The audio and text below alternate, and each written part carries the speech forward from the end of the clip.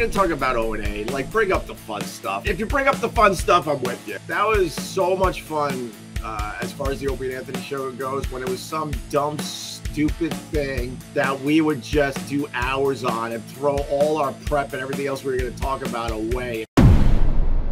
Tell you, did a branch block E-Rock's path so he couldn't get to work during this hurricane? See, if we're going to talk about O&A, like, bring up the fun stuff. And if you bring up the fun stuff, I'm with you. I have no problem going with it. Like, at the time, E-Rock couldn't make it to work because a tree or a branch fell on his street, and then we got pictures of it, and it was like, you could have just drove around. And that was I'll be honest, that was so much fun as far as the Opie and Anthony show goes, when it was some dumb, stupid thing that we would just do hours on and throw all our prep and everything else we were going to talk about away and just talk about E-Rock and a tree being in the way of him coming to work. Stuff like that.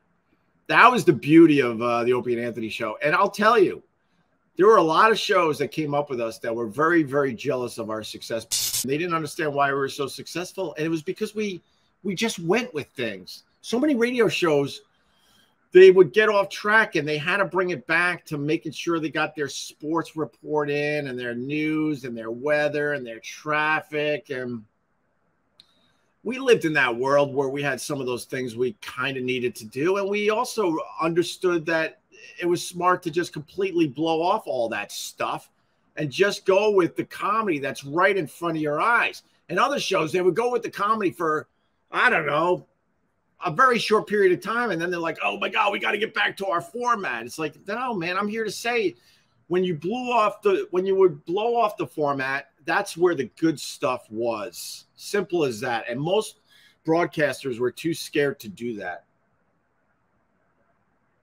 There were exceptions, and you know the exceptions. You know, Ron and Fez, obviously exception to that rule. But in general, a lot of shows, they just couldn't do it, or they had management that made sure they didn't do it. So, but when I think about the Opie and Anthony show, it was those dumb little things like that we would exploit for hours and hours, and we would do absolutely nothing else. And I think that made some of the best radio